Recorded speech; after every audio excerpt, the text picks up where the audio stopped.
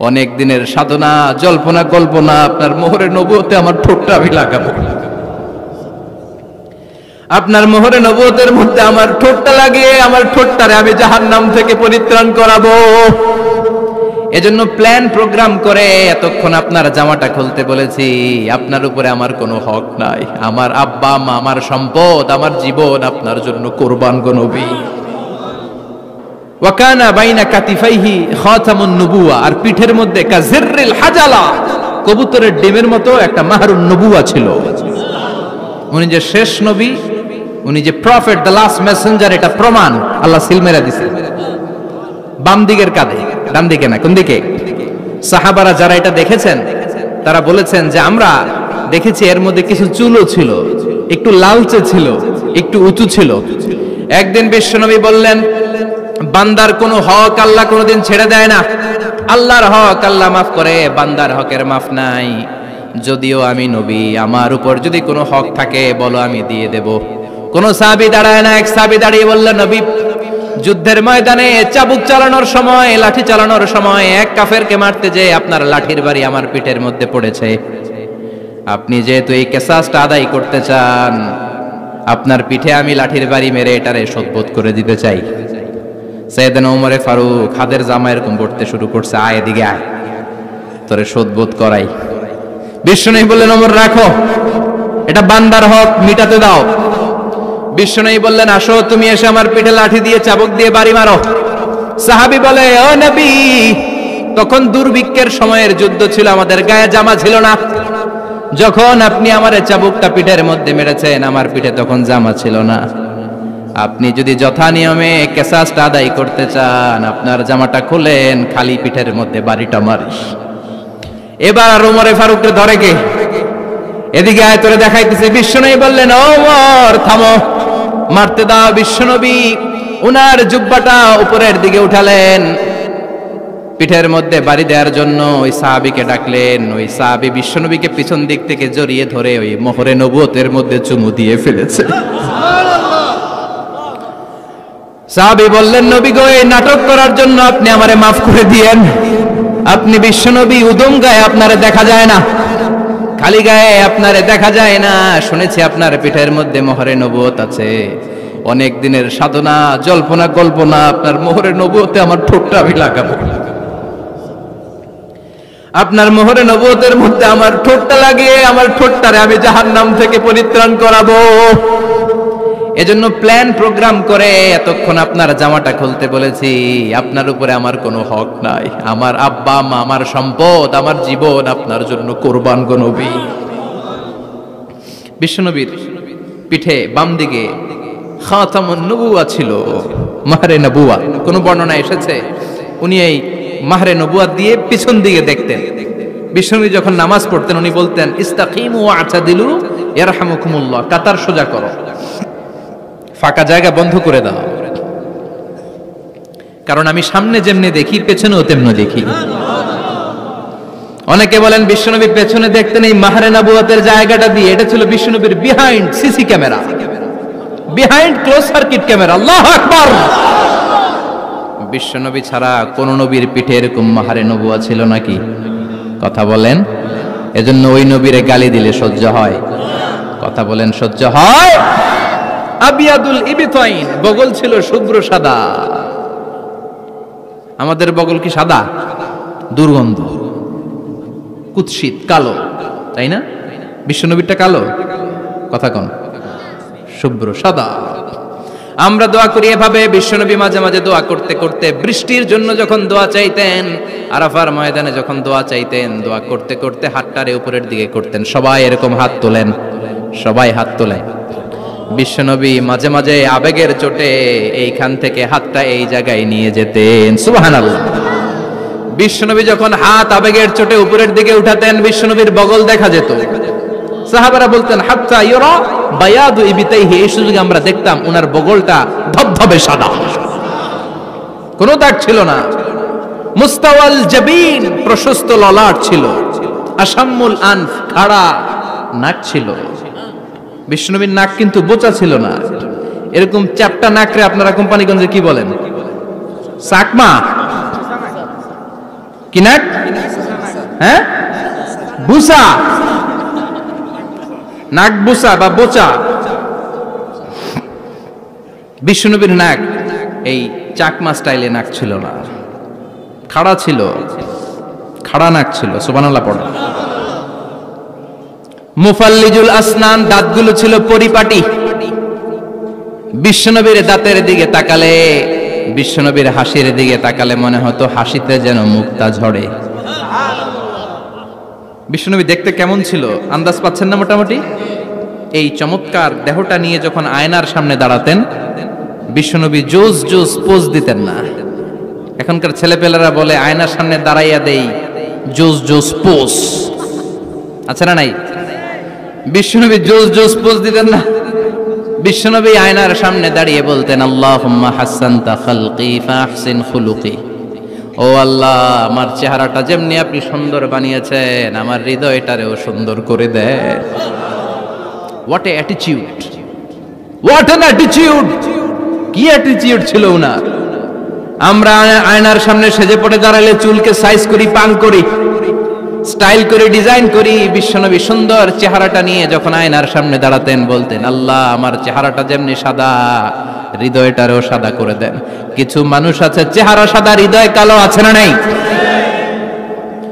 কিছু মানুষ আছে চেহারাটা কুচকুচে কালো, অন্তরটা সাদা, এমন মানুষও আছে না নাই? বিশ্বনবীর ভেতরও সাদা, বাহিরও সাদা। সুবহানাল্লাহ। আর এই সুন্দর সাদা দেহ নিয়ে আয়নায় দাঁড়িয়ে পড়তেন, আল্লাহ, চেহারা যেমনি সুন্দর, চরিত্রটাও সুন্দর করে দেয়। এজন্য আয়নার সামনে দাঁড়িয়ে এই দোয়ার দরকার আছে না নাই? পড়তে রাজি আছেন? মনে থাকবে না মাহফিল শেষ ভুলে যাবেন? মনে থাকবে? আয়নার সামনে আপনি যখন দাঁড়াবেন, আপনার স্ত্রী যখন দাঁড়াবে, আপনার বাচ্চারা যখন দাঁড়াবে, বলে দিবেন, বাবা, আয়নার সামনে দাঁড়ানোর দোয়া পড়ো। কত অসাধারণ দোয়া! পড়েন আওয়াজ করে আমার সাথে, আল্লাহুম্মা হাসানতা খালকি ফাহসিন খুলুকি।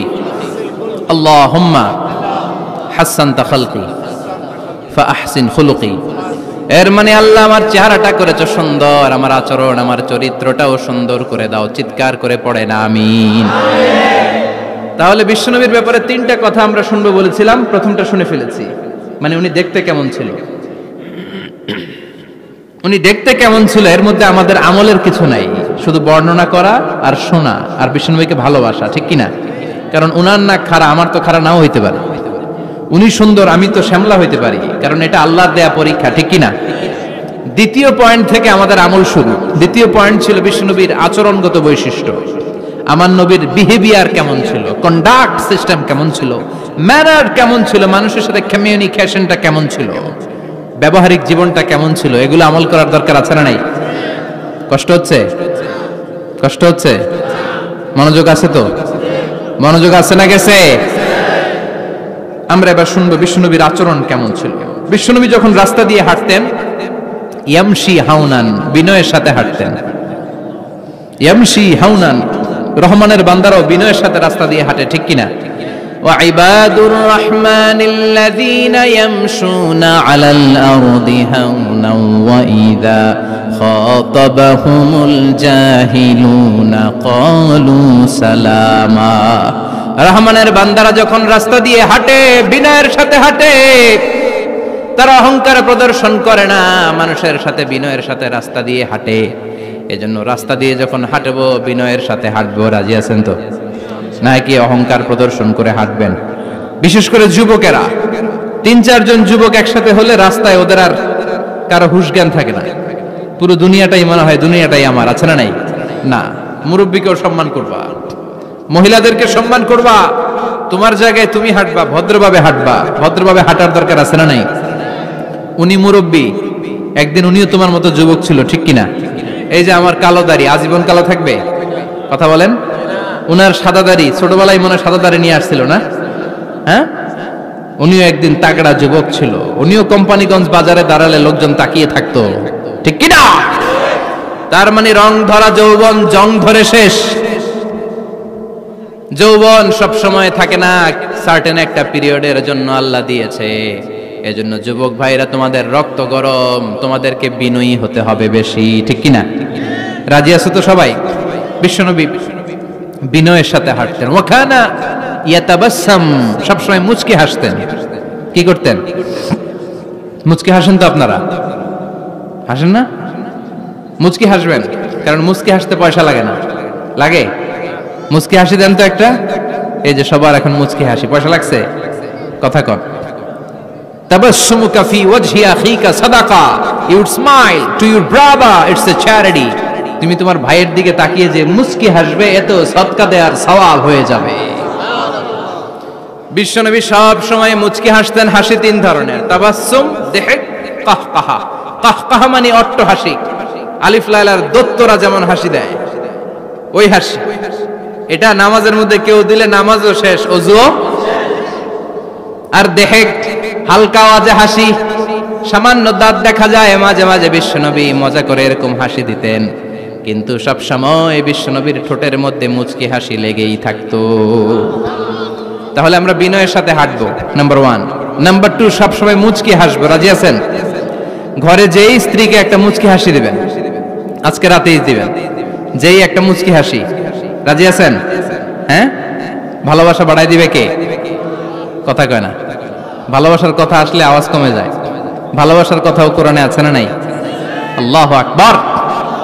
আল্লাহ দাম্পত্য জীবনের ভালোবাসা তুমি বাড়িয়ে দাও। ইযা ইলতাফাতা ইলতাফাতা জামিআন। এই দুই একজন ওঠা বসা করতেছে কেন? ওঠা বসা করা যাবে না, বসেন। আর অল্প কয়েক মিনিট কথা বলবো। এখানে তো অনেক বিশৃঙ্খল, আমি তো বলতেছি না কিছু, অনেক বিশৃঙ্খল হয়ে গেছে মাহফিলটা। ওঠা বসা করা যাবে না, বসেন। 2-4 মিনিট কথা বলে আমরা একসাথে বিদায় নিব। কারণ এই মাহফিলগুলোর একটা সৌন্দর্য আছে, আপনি ওঠা বসা করলে সৌন্দর্যটা নষ্ট হয়। আপনি কি মনে করছেন শুধু এই মিডিয়া কর্মীরাই ভিডিও করে, ফেরেশতাদের ভিডিও নাই? ওয়া কুল্লা শাইইন আহসাইনাহু ফি ইমামিম মুবিন। ফেরেশতাদের ভিডিও ক্যামেরার নাম ইমামুম মুবিন। সুবহানাল্লাহ পড়েন। এই ইমামুম মুবিন নামক ক্যামকর্ডার, এটা দিয়ে তারা রেকর্ড করে নিয়ে যায়। এজন্য ওঠা বসা করলে এটা সুন্দর লাগবে। কথা বলেন। আর উঠবেন কেউ? আর কয়েক মিনিট কথা বলবো, আমরা কেউ উঠবো না ইনশাআল্লাহ। পড়েন। ইযা ইলতাফাতা ইলতাফাতা জামিআন। বিশ্বনবীর যদি ডানে বায়ে কোথাও তাকানোর দরকার হতো, উনি আর চোখে তাকাতেন না। অনেকে এইভাবে বসে আছে, ডানে এমনে তাকায়, এমনে আছে না নাই? এইভাবে এমনে তাকায়, আছে না নাই? এইভাবে তাকানো যাবে না। বিশ্বনবী ডানে তাকানোর দরকার হলে ইলতাফাতা জামিআন, অ্যাবাউট টার্ন, ঘুরে যেতেন, ঘুরে এইভাবে তাকাতেন। আবার বায়ে তাকানোর দরকার হলে বুকটা নিয়ে, শরীরটা নিয়ে ঘুরে যেতেন, এইভাবে তাকাতেন। সুবহানাল্লাহ পড়বেন না? আর চোখে তাকানো কি ভালো স্বভাব? বিশ্বনবী ইযা ইলতাফাতা ইলতাফাতা জামিআন, যেদিকে তাকাবেন ওদিকে ফুল্লি মনোনিবেশ করতেন, তারপরে তাকাতেন। সুবহানাল্লাহ পড়েন। ওয়া কানা মুস্তাহিয়ান, লাজুক ছিলেন, বেশ লাজুক। এখন সমাজে লাজুকতা নাই, লাজ শরম আমরা হারাতে বসেছি, ঠিক কি না? বিশ্বনবী আসাদ্দু হায়াআন মিনাল আযরা ফি খিদরিহা, যেই মেয়েদের বিয়ে হয় নাই, এমন ভার্জিন নারী, কুমারী নারী যারা পর্দার ভেতরে অনেক লাজুক হয়ে বসে থাকে, বিশ্বনবী পর্দার আড়ালের ওই কুমারী নারীদের চাইতেও বেশি লাজুক ছিলেন। এত লাজুক ছিলেন, এত লাজুক ছিলেন, লজ্জা পেলে চেহারাটা বিশ্বনবী লাল হয়ে যেত। ছোট্টবেলায় হালিমাতুস সাদিয়ার বাড়িতে যখন দুধ খেতে গিয়েছিলেন, বিশ্বনবীর দুধমা হালিমাতুস সাদিয়া বলে, এই কুরাইশি মুহাম্মদ ছেলেটাকে কখনো কাঁদতে দেখি নাই। ক্ষুধা লাগলেও কাঁদে না, ব্যথা পেলেও কাঁদে না, শুধু লজ্জাস্থানের জায়গা থেকে কাপড়টা একটু সরে গেলে ছোট্ট মুহাম্মদ চিৎকার দিয়ে ওঠে। কি বুঝে সে? ক্ষুধা লাগলেও কাঁদতো না, ব্যথা পেলেও কাঁদতো না, লজ্জাস্থানের জায়গা থেকে কাপড় সরে গেলে বিশ্বনবী চিৎকার দিয়ে উঠতেন। সুবহানাল্লাহ পড়েন। এজন্য লজ্জা শরমের দরকার আছে না নাই? ইযা লাম তাস্তাহি ফাসনা মা শি'তা, যদি লজ্জা শরম না থাকে যা মন চায় তাই করতে পারো। এটা আমাদের বাংলাদেশে ব্যাপক। লাজ শরম কিচ্ছু নাই, যে যেটার যোগ্য না সে সেইটা করতে যায়, ঠিক কি না? এই যে হিরো আলমের মনোনয়ন নিয়ে টানাটানি, কোনো লজ্জা শরম আছে? আমার যোগ্যতা থাকতে হবে না? আমাকে রাজনীতি জানতে হবে না? আমাকে যদি আজকে বলে মিজানুর রহমান আজহারী আপনি অনেক কোয়ালিফাইড লোক, আপনি কালকেই দেশের প্রধানমন্ত্রী, আমি ওই জায়গায় বেহুশ। কারণ আমার নাই কোনো রাজনৈতিক জ্ঞান, নাই কোনো ডিপ্লোম্যাটিক জ্ঞান, নাই কোনো কূটনৈতিক জ্ঞান, এই কাজ আমার নয়। এজন্য লাজুকতার বড় দরকার। যেখানে যার বসা দরকার সে সেখানে যাবে। কিয়ামতের আগে যেই লোক যেই চেয়ারে বসার দরকার ওই লোক ওই চেয়ারে বসবে না। এটা হলো কিয়ামতের আলামত। জোরে কোন ঠিক কিনা? সভাপতি হওয়ার যোগ্যতা নাই, সভাপতি হয়, আছে না নাই? সেক্রেটারি হওয়ার যোগ্যতা নাই, সেক্রেটারি হয়, এরকম সমাজে আছে না নাই? নেতা হওয়ার যোগ্যতা নাই, নেতা হয়, আছে না নাই? সবগুলো কিয়ামতের আলামত। আমার বিশ্বনবী এমন লাজুক ছিলেন, বিশ্বনবীর মতো এমন লাজুক নবী আর কেউ ছিল নাকি? কথা বলেন। ওয়া কানা আসহাবুল মাইমানা, বিশ্বনবী ডানপন্থী ছিলেন। কি পন্থী? কি পন্থী? মুষ্টিবদ্ধ ডান হাতটাকে এরকম উপরের দিকে করেন আর চিৎকার করে বলেন, বিশ্বনবী কোন পন্থী ছিল? আমরা কোন পন্থী? জান্নাতে কারা ঢুকবে? কোন বামপন্থীর স্থান জান্নাতের ভেতরে হবে? চিৎকার করে বলেন, কোন নাস্তিক জান্নাতে ঢুকতে পারবে? এজন্য নবীদের মতো ডানপন্থী হতে হবে, যেরকম ঠিক কিনা? বিশ্বনবী সব ভালো কাজগুলো ডান দিক দিয়ে করতে পছন্দ করতেন। জামা পরলে ডান দিক দিয়ে, খাবার বিতরণ করলে ডান দিক দিয়ে, মুসাফা করা শুরু করলে ডান দিক দিয়ে, ডান দিক দিয়ে ভালো কাজ বিশ্বনবী পছন্দ করতেন। সুবহানাল্লাহ পড়েন। আসহাবুল মাইমানা, বিশ্বনবী মেহমানদারি করতে পছন্দ করতেন। আমরা করি তো? মেহমানদারি করান? মেহমান ঘরে আসলে ভালো লাগে? খারাপ লাগে কার কার দেখি? সবার ভালো লাগে, কিন্তু আমরা অনেকে খুশি হই না। মেহমান আসলে নাখোশ হই, নিজে খাইতে পাই না। মেহমান আইছে কে? খাওয়ামু করতে, খাওন নাই, যেন ও খাওন বানাইছে। খাওন পাঠায় কে? রিজিক দেয় কে? গোটা বিশ্বের সবাই মিলে আমরা একটা চাল বানাতে পারবো নাকি? ওমিয়া চাইনিজ চাউল না, চাইনিজ ডিম না, ওগুলো সবাই পারে, ঠিক কিনা? আল্লাহর বানানো ন্যাচারাল চাল, গাছের মধ্যে হওয়া যেই চাল, ধান আল্লাহ তৈরি করেছে, এরকম ধান, এরকম একটা পেয়ারা, এরকম ছোট্ট একটা কমলার টুকরা গোটা বিশ্বের সবাই মিলে বানাতে পারে নাকি? এজন্য রিজিকের মালিক কে? মেহমান আপনার রিজিকে ভাগ বসাতে আসে না, সে তো তার রিজিক নিয়ে আসে, সে আরো এসে আপনার রিজিকে বরকত ঢুকিয়ে দিয়ে যায়। চিল্লা এখন ঠিক কিনা? কারণ আমরা বরকতে বিশ্বাসী। বরকত বিশ্বাস করেন? 5 লাখ টাকা মাসে কামায়, ডাইন হাতে বা হাতে, আছে না নাই? হালাল হারাম ইচ্ছা মতো কামায়, মাস শেষে কিচ্ছু থাকে না, এরকম ডাকাইত আছে না নাই? হসপিটালের একটা বিল পরিশোধ করতে 3 লাখ চলে যায়, ঋণের বোঝায় জর্জরিত, রাতে ঘুম নাই, তার মানে বরকত নাই। আরেকজনের বেতন 20,000, কয় হাজার? বাড়ি ভাড়া 6,000, বাজার খরচ 6,000, ছেলে মেয়ের স্কুলের বেতন 6,000, বেড়ায় দান করে আরো 1,000, আরো থাকে। সুবহানাল্লাহ পড়েন। দিস ইজ কল্ড বারাকা। 20,000-এর বেতনের ভেতরে বারাকা ছিল। 5 লক্ষ ইনকাম, 1 টাকাও নাই, ঠিক কিনা? এজন্য কোটি টাকার মালিক দেখলে মনে করবেন না অনেক সুখ। এই দুনিয়ার জীবনটা ধোঁকা, মোহাচ্ছন্ন হয়ে আছি আমরা। এটা ধোঁকা, এটা মরিচিকা, এটা চাকচিক্যময় একটা জায়গা। মৃত্যুর পর মনে হবে একটা দুঃস্বপ্ন ঘটেছিল আমার, বিশাল এক জগৎ পড়ে আছে সামনে। দুনিয়াটাই ধোঁকা, দুনিয়াটাই মোহের জায়গা, আমরা সবাই মোহাচ্ছন্ন হয়ে আছি। দুনিয়ার উদাহরণ হলো 3টা লাশ আর 4টা স্বর্ণের টুকরার সমান। 3 জন যুবক কাজের জন্য বেরিয়েছে, পথিমধ্যে 4টা স্বর্ণের টুকরা পেয়েছে। যুবক কয়টা? স্বর্ণ পাইছে কয়টা? মহা খুশি, খুশিতে বাকবাকুম, 4টা স্বর্ণের বড় বড় টুকরা পেয়েছে। আমরা আজীবন খেলে বসে খেয়ে যেতে পারবো, কিচ্ছু লাগবে না আমাদের। 3 বন্ধু বলে ভাগ করি, আরেকজন বলে ক্ষুধা লাগছে। একজন যা বাজার থেকে রুটি কিনে নিয়ে আয়, খাওয়ার পরে ভাগ করবো। একজন রুটি কিনতে গেল, শয়তান 2টারে বুঝায়, ওইটারে মারতে পারলে ভাগ বটোয়ারা সহজ হবে। তোরা 2 জন স্বর্ণ 4টা, তুই নিবি 2টা, ও নিবে 2টা। হিসাব সহজ না? 2 বন্ধু প্ল্যান করছে, ওইটারে মাইরা তুই 2টা, আমি 2টা। যেটা রুটি আনতে গেছে প্ল্যান করেছে, রুটির মধ্যে বিষ মিশায় নেই। কি মিশাবো? বিষ। তাহলে বিষ খাওয়া রুটি খেয়ে ওই 2টা শেষ, সব পাবে আমি পাবো, ভাগাভাগির কিছু নাই, সব যাবে আমার কাছে। 4টা স্বর্ণের টুকরার মালিক আমি। রুটির মধ্যে বিষ মেখে নিয়ে এসেছে, ওই 2 বন্ধু প্ল্যান অনুযায়ী ওইটারে ধরে মেরে ফেলছে। এবার মহা খুশি। এক বন্ধু কয়, এবার তো ভাগ বটর আর কিছু নাই, তুই 2টা, আমি 2টা, আগে খাইয়া লই। আগে খাওয়ার পরে এই 2টাও নাই। 3টা লাশ, 4টা স্বর্ণের টুকরা, এটাই তো দুনিয়ার জীবন, ঠিক কিনা? আসল জীবন কবর থেকে শুরু হবে, কোন ঠিক কিনা? একদিন মাটির ভেতরে হবে ঘর রে মন আমার, কেন বাঁধো দালান ঘর রে মন আমার, কেন বাঁধো দালান ঘর, ঠিক কিনা? দুনিয়ার জীবন আসল জীবন না, এটা মরিচিকা, এটা ধোঁকা, এটা মোহ, এটা শয়তানের চাকচিক্য। আসল জীবন কবরের জীবন, আসল জীবন সামনে পড়ে আছে, জন্য বরকতে বিশ্বাস করি আমরা, ঠিক কিনা?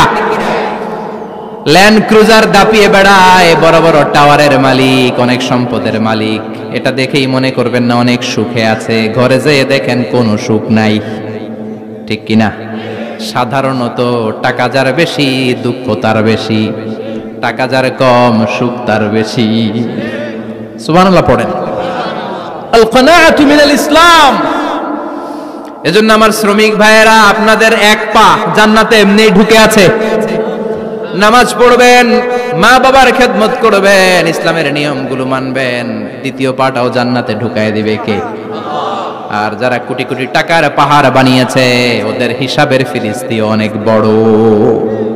বিশাল বাড়ির মালিক, ল্যান্ড ক্রুজার চালায়, সাবরোলেট চালায়, পোরশে, ফারারে, ল্যাম্বরগিনি চালায়, আছে না নাই? ঘরে সুখ নাই, রাতে ঘুম নাই, টেনশন আর টেনশন, 4টা ট্যাবলেট খেয়ে আধা ঘন্টা ঘুমাতে পারে না, এরকম ধনী আছে না নাই? সব ধনীরা আবার এক পাল্লায় মাইপেন না। হালাল পন্থায় মাথার ঘাম পায়ে ফেলে যেই ধনী ব্যবসায়ীরা বড়লোক হয়েছে, ওদের ঘরে ঠিকই শান্তি আছে। তার মানে টাকা যার বেশি, অসুখ তার বেশি, কিচ্ছু খেতে পারে না। দেখবেন ধনীদের খাবারের ডায়েটে থাকে ভেজিটেবলস আইটেম, ঠিক কিনা? এমনি হজম হয় না, আবার ডাক্তারের কাছে গেলে বলে কিচ্ছু খাবেন না, খালি ঘাস খাবেন। কি খাবেন? মানে ভেজিটেবল খাবেন, সবজি খাবেন তো সুস্থ থাকবেন, আছে না নাই? ঘুম নাই, শান্তি নাই। এই যে কোম্পানিগঞ্জ বাজারের যারা কুলি মজুর শ্রমিক, এদের ঘুমে ঝামেলা আছে? কথা বলেন। ধনী পয়সাওয়ালা কোটিপতি, সে ঘুমের ট্যাবলেট খায়, ঘুমের জন্য যে ট্যাবলেট লাগে রিকশাওয়ালা ওইটাই জানে না, ঠিক কিনা? 1000 কোটি টাকার মালিক হলে বাড়ি কিনা যায়, গাড়ি কিনা যায়, সুখ কিনা যায় না। কোম্পানিগঞ্জ বাজারে সুখ বিক্রি হয় এমন দোকান আছে নাকি? কথা কন, একটাও নাই। কি করলেন আপনারা? সুখের দোকান দিতে পারলেন না। কি আজীব তামাশা! টাকা দিয়ে সুখ কিনা যায় না, গাড়ি কিনা যায়, বাড়ি কিনা যায়, কিন্তু সুখ নো ওয়ে, কেনা যায় না। টাকা হলে জাজিম কিনা যায়, বালিশ কিনা যায়, ঘুম কিনা যায় না। ঘুম কিনা যায়? ফার্মেসিতে ডাক্তারের কাছে যে যদি বলেন 2000 টাকার ঘুম দেন, দিবে? ডাক্তার কি বলবে? দূর মিয়া, আমারই ঘুম আসে না, তোমারে আমি ঘুম বিক্রি করুম। আচ্ছা না নাই? শ্রমিক ভাই, রিকশাওয়ালাদের ঘুমের ঝামেলা নাই, যেখানে রাই তো ওইখানেই, যেখানে রাই তো ওইখানেই কাই। ওর মাথা লাগতে দেরি বিছানায়, নাক ডাকতে দেরি হয়, ওর নাকের ডাকের আওয়াজে ট্রাকের ইঞ্জিনও ফেল, ঠিক কিনা? এজন্য আমরা বরকতে বিশ্বাসী। অল্প খাবো, অল্প পড়বো, অল্প জমাবো, অল্পের ভেতর বরকত দিয়েছে কে?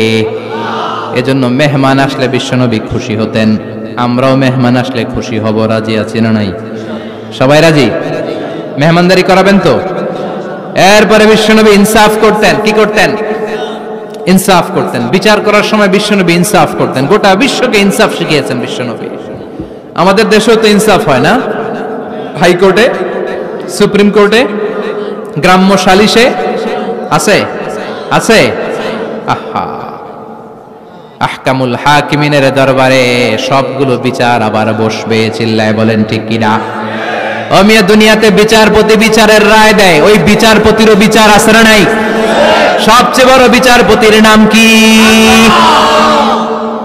বিশ্বনবী ইনসাফ করে গোটা বিশ্বকে দেখিয়ে গেলেন কেমন করে বিচার করতে হয়।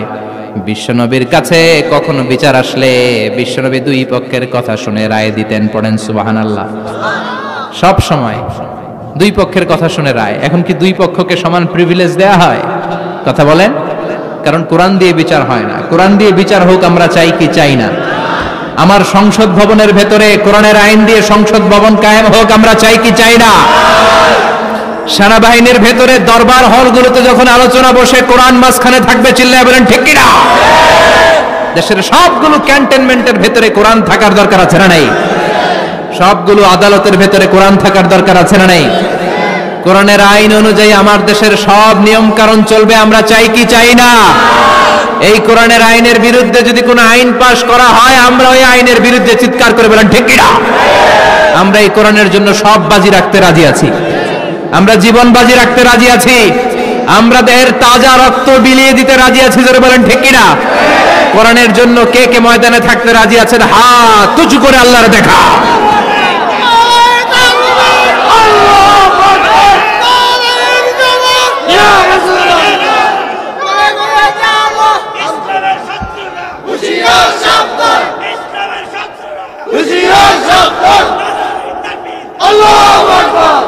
আল্লাহ কোরআনের জন্য যে ভালোবাসাটাকে তুমি কবুল করো, আমরা যেন দেখে যেতে পারি যে এই দেশে কালেমার পতাকা পতপত করে উড়েছে।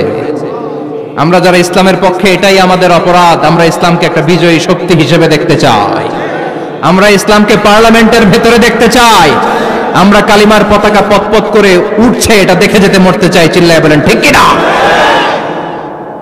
বিশ্বনবী ইনসাফ শিখালেন, বিচার আসলে দুই পক্ষের কথা শুনতেন।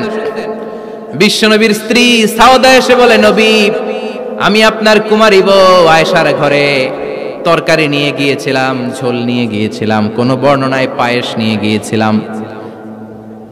তরকারি দেওয়ার পরে আপনার স্ত্রী রেগে বলে, তরকারি দিলা কেন? আমি কি তরকারি রাঁধতে পারি না? আনলা কেন? রাগের চোটে তরকারির ঝোল নিয়ে পায়েস নিয়ে আমার গালের মধ্যে মাখিয়ে দিয়েছে আপনার বউ। আপনি তো শ্রেষ্ঠ বিচারক, নবী বিচার করে দেন। দুই বউয়ের মধ্যে ঝগড়া আছে না নাই? বিশ্বনবী সাউদার কথা শুনলেন, মা আয়েশাকে ডেকে পাঠালেন। মা আয়েশারে বললেন, ও আয়েশা আসলে এমনটা করেছো নাকি? মা আয়েশা বলে, নবী তখন আমার মেজাজটা বড্ড গরম ছিল, রাগের মাথায় ঝোল নিয়ে আমি সাউদার মুখে লাগিয়ে দিয়েছি। আসলে কাজটা কথা শুনে রায় দেয় নাই, ঠিক কি না? দুইজনের কথা শুনে বিশ্বনবী বললেন, আমার আদালতের রায় হচ্ছে কিসাস, টিট ফর ট্যাট। যেমন করেছো তেমন, ঘুষি মারলে ঘুষি, গুতা মারলে গুতা, ঠেলা মারলে ঠেলা, আছে না নাই?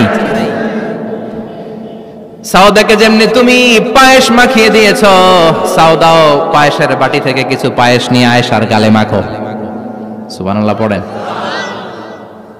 সাউদাও বিশ্বনবীর রায় অনুযায়ী বাটি থেকে পায়েসের ঝোল নিয়ে মা আয়েশার গালের মধ্যে মেখে দিলেন। মা আয়েশা কি আর করবেন, হেসে দিলেন। সাইয়েদাতুনা সাউদাও হাসলেন, বিশ্বনবীও হাসলেন। আরশের উপর থেকে খুশি হয়ে গেল কে? এজন্য কোরআন দিয়ে যদি, কোরআনের নিয়ম দিয়ে যদি, বিশ্বনবীর শেখানো পন্থায় যদি বিচার হয়, ওই বিচারের মধ্যে ইনসাফ থাকবে, জুলুম থাকবে না। ওই বিচারের মধ্যে কোনো স্কাইপি কেলেঙ্কারি হবে না। আমাদের টেলিফোনের ফোনালাপ ফাঁস হয়ে যায়, স্কাইপি ফাঁস হয়ে যায়, অনেক ঝামেলা হয়ে যায়, আছে না নাই? এরপরেও জনগণের চোখ খোলে না। আল্লাহ তুমি চোখ খোলার তৌফিক দাও, সহি সমঝ দান করো, পড়ে না আমিন। বিশ্বনবী ইনসাফ করতেন। বনু মাখজুমিয়া গোত্রের এক মহিলা চুরিতে ধরা পড়ল। কিসে ধরা পড়ল? কথা বলেন। চুরিতে। চুরি করলে নিয়ম কি? লাউ চুরি করলে, আম চুরি করলে, কলা চুরি করলে হাত কাটা যাবে না, এটা বড় চুরি। সুবহানাল্লাহ। উমরে ফারুক বলেছেন, দুর্ভিক্ষের বছরে কেউ যদি চুরি করে তার হাত কেটে দেয়া যাবে না, কারণ এটা অভাবের চুরি, এটা স্বভাবের চুরি না, ঠিক কি না? ঘরে খাবার নাই, পেটে দানা পানি নাই, লাউ চুরি করছে, মুরগি চুরি করছে, এই চোরের হাত কেটে দিও না, কারণ সে ক্ষুধার্ত। পেটে খাবার আছে, গায়ে জামা আছে, সমাজে সম্মান আছে, তারপরও পুরো দেশটা খেয়ে ফেলতে চায়, এরকম ডাকাত আছে না নাই? দেশের টাকা পাচার করে, ব্ল্যাক মানি করে, এরকম ডাকাত আছে না নাই? ঘুষ খেতে খেতে পেটটা এরকম হাতির মতো মোটা করেছে, এরকম ডাকাত আছে না নাই? দেশের সবকিছু লুণ্ঠন করে, এরকম আছে না নাই? এই ডাকাতদের হাত কাটার মধ্য দিয়ে হাত কাটার প্রোগ্রাম শুরু করতে হবে। এরকম একটা ডাকাতের হাত কেটে যদি দেশের গভর্নমেন্ট বাইতুল মোকাররমে জুমার নামাজের সামনে লাইভ সম্প্রচার করে, সারা বাংলাদেশের 18 কোটি মানুষ যদি দেখে, আর কেউ চুরি করবে? চুরি করার আগে 3 বার লাভ দিবে, যেরকম ঠিক কিনা? বনু মাখজুমিয়া গোত্রের এক নারী চুরিতে ধরা পড়ল। ভেরি প্রেস্টিজিয়াস এন্ড ডিগনিফাইড ফ্যামিলির মেয়ে, এলাকায় সম্ভ্রান্ত কিছু ফ্যামিলি থাকে না, এরকম বড় ফ্যামিলির মেয়ে। সব সাহাবারা বলল, এখন যদি নবী হাত কেটে দেয় মদিনাতে তো মারামারি হবে। ওসামা বিন যায়েদকে বলল, ওসামা তুমি বিশ্বনবীর সবচেয়ে প্রিয় পাত্র, হুব্বু রাসূলিল্লাহ, তুমি যাও বিশ্বনবীরে বলো হাত যেন কেটে না দেয়। ওসামা যে বলে, নবী গো, সব সাহাবারা বলেছে এই মেয়ের হাত কাটলে মদিনায় ঝামেলা হবে, হাত কেটে দিয়েন না। এই কথা শুনে বিশ্বনবীর চেহারাটারে লাল করে দিল কে? বিশ্বনবী বললেন, ওসামা কোত্থেকে এত বড় স্পর্ধা পেলি রে তুই ওসামা?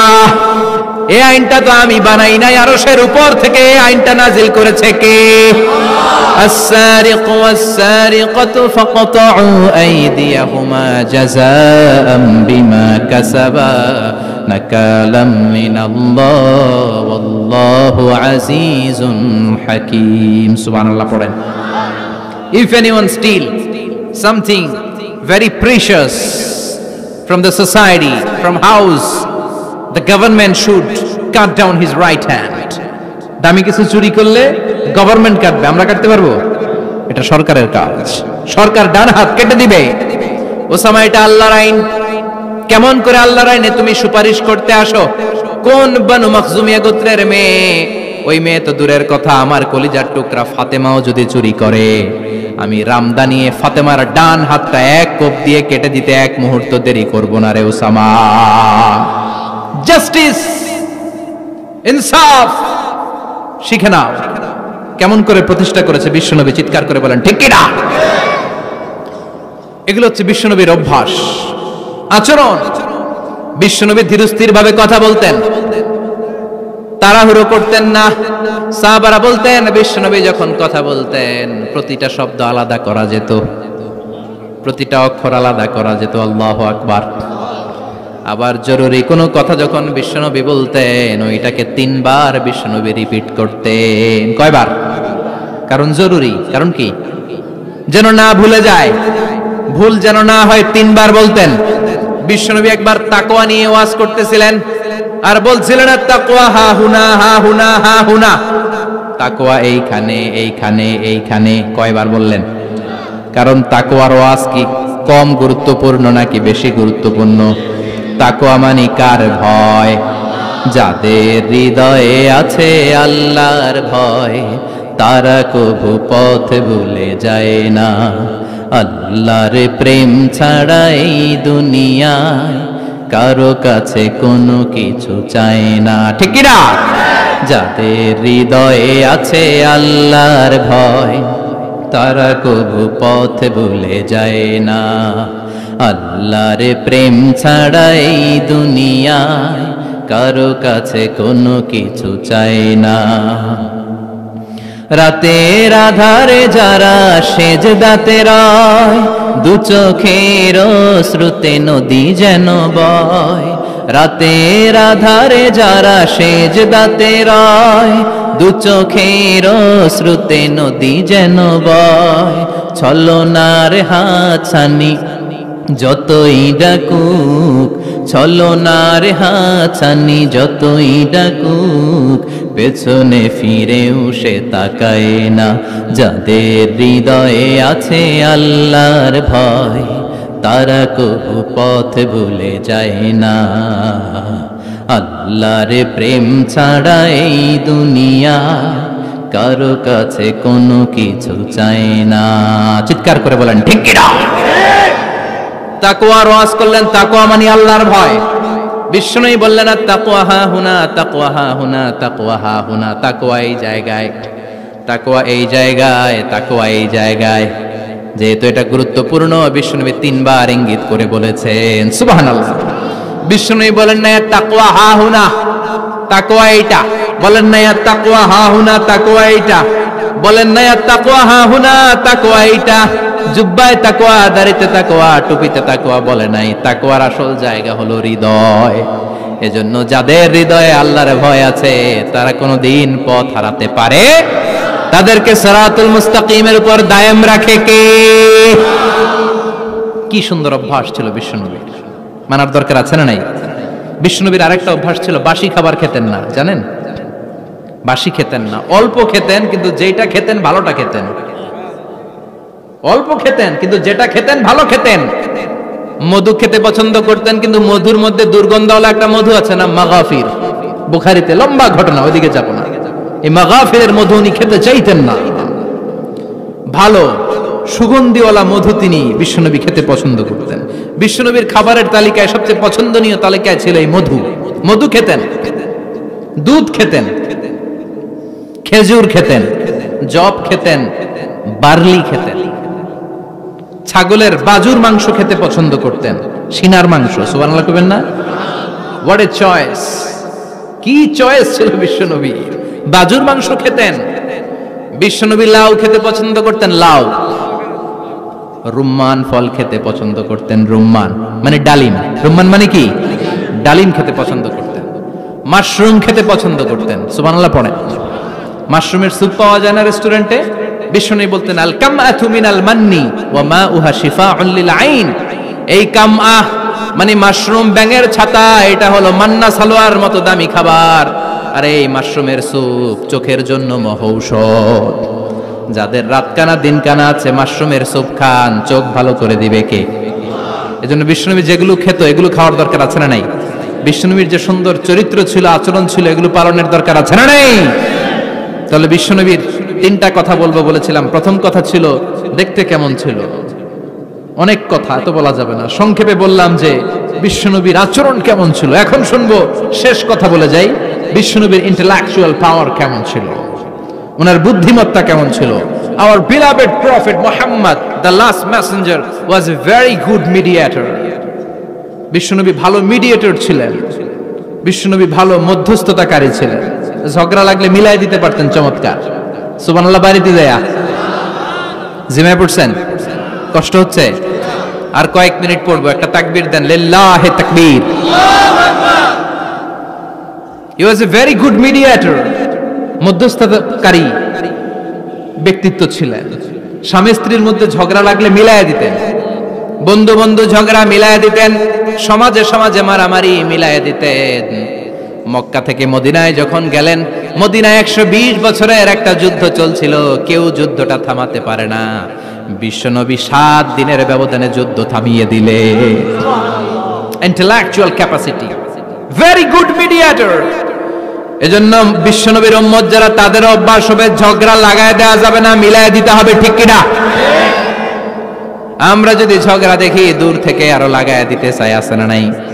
কোম্পানিগঞ্জ বাজারে ঝগড়া, কয় লাগুক আরো লাগুক, ধরবি না, থামাবি না। দূর থেকে মজা দেখি, মজাই লাগে, এরকম ডাকাইত আছে না নাই? আগুন লাগলে পানি দিয়ে নেবায়, অনেকে তেল ঢালে, আছে না নাই? কি করবেন? মিলিয়ে দিবেন। আপনার মর্যাদা বাড়িয়ে দিবে কে? বিশ্বনবী ভেরি গুড মিডিয়েটর ছিলেন। বিশ্বনবী লজিক্যাল এবং রেশনাল ছিলেন, বুদ্ধিমত্তাকে কাজে লাগাতেন। এক সাহাবী এসে বলে, নবী ইযান লি বিজিনা, আমারে জিনার অনুমতি দেন। কিসের অনুমতি? কার কাছে অনুমতি চাইলো?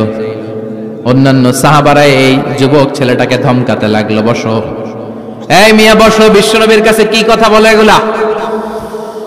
ওই যুবক বসে রইল। বিশ্বনবী কাজ সারলেন, এরপর বললেন, আইনা শাবাব, ওই যুবকটা কোথায়, এদিকে আসো, কি চাইছো বলো। কয়, বিশ্বনবী আপনি আমারে জিনা করার অনুমতি দেন। বিশ্বনবী যুবকটারে কাছে ডেকে আনলেন, বললেন, ও যুবক, তোমার ঘরে বোন আছে কিনা? কয়, আছে। তোমার বোনের সাথে কোন পুরুষ জিনা করুক, তোমার কেমন লাগবে? সে বলে, আমি এই পুরুষটারে হত্যা করব। হত্যা করবা? ওকে, ডান। তোমার ঘরে মা আছে কিনা? আছে। তোমার মায়ের সাথে পর পুরুষ জিনা করবে, কেমন লাগবে? কয়, আমি সাইজ করবো ওরে। তোমার ঘরে স্ত্রী আছে কিনা? আছে। তোমার স্ত্রীর সাথে যদি কেউ জিনা করে কেমন লাগবে? বলে, আমি তারে ছাড়বো না। বিশ্বনবী বললেন, তাহলে যেই মহিলার সাথে তুমি জিনা করবা, সেও তো কারো বোন, সেও তো কারো স্ত্রী, সেও তো কারো মা। ঠিক কিনা? সুবহানাল্লাহ, হোয়াট অ্যান ইন্টেলেকচুয়াল ক্যাপাসিটি। যুবক বলে, তাই তো, এভাবে তো ভাবি নাই। আমি যার সাথে পাপ কর্ম করব, সেও তো কারো বোন হবে, সেও তো কারো মা হবে, সেও তো কারো স্ত্রী হবে। ও নবী, আপনি আমারে মাফ করে দেন, আমার জন্য দোয়া করে দেন, যেন তাকওয়ার উপর জীবন প্রতিষ্ঠা করতে পারি। লজিক্যালি জিনিসকে সলভ করার চেষ্টা করতেন। মুআয ইবনে জবালকে বিশ্বনবী সাল্লাল্লাহু আলাইহি ওয়াসাল্লাম ইমাম বানিয়ে পাঠালেন। উনি ইমামতি করতে গেলেন এক মসজিদে। মাগরিবের সালাতে উনি লম্বা কেরাত ধরলেন। এশার নামাজ শুরু করলেন সূরা বাকারা দিয়ে, কোরআনের সবচেয়ে ছোট সূরা। হ্যাঁ, বড়? কত বড়? বিশাল বড়। এখন ওই এলাকার মুসল্লিরা ছিল কৃষক মুসল্লি। এক কৃষক মুসল্লি সাহাবী নামাজের পেছনে দাঁড়ালেন, দেখলেন বাকারা দিয়ে ধরছে, কেরাত শেষ হয় না, আর দাঁড়িয়ে থাকতে পারে না, পায়ে ব্যথা করে, পিঠে ব্যথা করে। কিছুক্ষণ পর রেগে মেগে নামাজ ছেড়ে দিয়ে বারান্দায় নামাজ পড়ে বিশ্বনবীর কাছে বিচার দিতে গেলেন।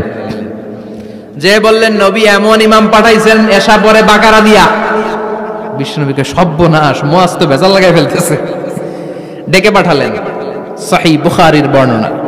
বিশ্বনবী বললেন, Muaz, what are you doing there? কি করছো তুমি সেখানে? আফাতানুন আনতা ইয়া মুআজ? ও মুয়াজ, তুমি কি ফিতনা বাজাও নাকি? তুমি কি ফিতনা ছড়াচ্ছ নাকি? খেটে খাওয়া মানুষ, কৃষক মানুষ, মাঝারি সাইজের কত সুন্দর সূরা আছে, ওয়াদ-দুহা ওয়াল-লাইলি ইযা সাজা, আল কারিআতু মাল কারিআ, সানানাই, আলহাকুমুত তাকাসুর, সানানাই। এগুলো দিয়ে না পড়ে বড় বড় সূরা ধরলা কেন্দ্রে মুআজ। আফাতানুন আনতা ইয়া মুআজ? তোমারে কি আমি অ্যাপয়েন্টমেন্ট দিছি তুমি ফিতনা বাজাবা? খবরদার মুআজ, ইয়াসসিরু ওয়ালা তুআসসিরু, ইসলামকে মানুষের কাছে সহজ করে উপস্থাপন করবা। বাশশিরু ওয়ালা তুনাফিরু, ইসলামকে এমন ভাবে উপস্থাপন করবা না যে তোমার কথা শুনে মানুষ দিন থেকে ভেগে ভেগে যায়। তাহলে এই দায়ভার ইসলামের নয়, এই দায়ভার বর্তাবে তোমার কাঁধের উপর। চিৎকার করে বলেন ঠিক কিনা? আমাদের মধ্যে অনেকে ইসলামকে অনেক কঠিন করে ফেলে, মানুষকে আশার বাণী শোনায় না। কই এমনে না পড়লে আপনার বাদ, আপনি বেদাত করছেন, আপনি শিরক করছেন, আপনার কিচ্ছু হবে না। যারে বলে কিচ্ছু হবে না, সে বলে আমার যেহেতু কিচ্ছু হবে না, তোর কথা শোনার আমার দরকার নাই। যে আমারে আশার বাণী শোনায় আমি তার কাছে যাই, ঠিক কি না? এজন্য সহিহ ইসলাম আপনি প্রচার করবেন, but your approach should be very flexible. 100 বছর যেটা চালু আছে আপনি একদিনই উঠিয়ে দিতে পারবেন? It's not a logical approach. বিশ্বনবীর অ্যাপ্রোচ, বিশ্বনবীর রেশনাল ক্যাপাসিটি এমনটা ছিল না। সহজভাবে বুঝাবেন। আদ-দীন ইউসরুন লা উসরা ফি, দিনটা হলো সহজ, দিনের মধ্যে কাঠিন্যতা নাই। সুবহানাল্লাহ, কি ক্যাপাসিটি! আমি যেমনি আপনাদেরকে নিয়ে বসে ওয়াজ করতেছি, বিশ্বনবী ওয়াজ করতেন, তবে সংক্ষিপ্ত ওয়াজ। আমরা আধা ঘন্টা করে যদি রাখতে চাই, হুজুর আরো আধা ঘন্টা করেন। তো আরো আধ ঘন্টা করে যদি শেষ করতে চাই, হুজুর আর 10 মিনিট করেন। হুজুর ওয়াজ অনেক টেস্ট লাগে, হুজুর নামাজ টেস্ট লাগে না। আচ্ছা না নাই? ওয়াজ ভাল লাগে, নামাজ ভাল লাগে না, কিন্তু বিশ্বনবীর ওয়াজ ছিল সংক্ষিপ্ত। আর বিশ্বনবী বলতেন, one of the minor sign before the day of judgment, your lecture will be longer, your সালাত উইল বি শর্টার। কিয়ামতের আগে তোমাদের লেকচার, ইসলামী লেকচার লম্বা হবে, নামাজ হয়ে যাবে সংক্ষিপ্ত। এই আলামত সমাজে আছে না নাই? বিশ্বনবী সংক্ষিপ্ত কথা বলতেন, আর ওনার বুদ্ধিবৃত্তিক ক্যাপাসিটি কাজে লাগিয়ে তিনি বুঝাতেন। হাত দিয়ে ইঙ্গিত করতেন, আঙ্গুলের বিভিন্ন ব্যবহার সমাজে আছে না নাই? এরকম করলে এটারা লাইক বলে না, এরকম করলে বলে ডিসলাইক। আবার ক্রিকেটে এরকম করলে কয় ছক্কা, আবার একটা উড়াইলে কয় তুই যা। একটা মানে কি? আবার বিজয় দেখায় কেমনে? কথা কন, ভিক্টরি। আছে না নাই? বিশ্বনবীও এটাকে মডার্ন টিচিং মেথডোলজি বলে। আধুনিক শিক্ষা পদ্ধতিতে এখন দেখবেন যে আগে ব্ল্যাক বোর্ডে লিখতো, এখন হোয়াইট বোর্ডে লিখে মার্কার দিয়ে। আগে বই থেকে বুঝাতো, এখন ভিজুয়ালাইজ করে, ভিডিও দেখিয়ে শেখানো হয়, ঠিক কি না? বিশ্বনবী এটা করতেন। বিশ্বনবী একবার কিয়ামতের ওয়াজ করছেন, দুইটা আঙ্গুলকে এরকম করে বললেন, আনা বুইসতু আনা ওয়াস সাআতু কাহাতাইন, এই দুইটা আঙ্গুল যেমনি কাছাকাছি, আমি এবং কিয়ামত এরকম কাছাকাছি নাজিল হয়েছি। আমি এবং কিয়ামত এরকম কাছাকাছি। বুইসতু আনা ওয়াস সাআতু কাহাতাইন। আবার বলতেন, আনা ওয়া কাফিলুল ইয়াতীমি কাহাতাইন, আমি এবং ইয়াতীমের রক্ষণাবেক্ষণকারী এই দুইজন জান্নাতে এরকম কাছাকাছি থাকবো। কোন সুবহানাল্লাহ। এরকম আঙ্গুল দিয়ে বিশ্বনবী বুঝাতে চাইতেন। আবার মাটির মধ্যে খেজুর গাছের ডালা দিয়ে লম্বা একটা দাগ টানলেন, ডানে বায়ে অনেকগুলো দাগ টানলেন। সাহাবারা বললেন, এটা কি? বিশ্বনবী বললেন, এই যে দাগটা দেখলা, এই দাগটার নাম হলো সিরাতুল মুস্তাকিম। চিল্লায় বলেন, এই দাগটার নাম কি? সিরাতুল মুস্তাকিম। আর ডানে বায়ে ছোট ছোট যে দাগগুলো দিলাম এগুলো হলো সুবুলুশ শয়তান, শয়তানের রাস্তা। সিরাতুল মুস্তাকিমে উঠলে শয়তানের রাস্তা থেকে অনেক হাতছানি আছে না নেই? ডানে বায়ে তাকানো যাবে না। সিরাতুল মুস্তাকিমে যে তুমি উঠেছো, চলতে থাকে বা চলা শুরু হলো দুনিয়াতে, শেষ হয়ে যাবে জান্নাতে। বিশ্বনবী মাঝে মাঝে বুঝানোর জন্য প্রশ্ন করতেন, কারণ প্রশ্ন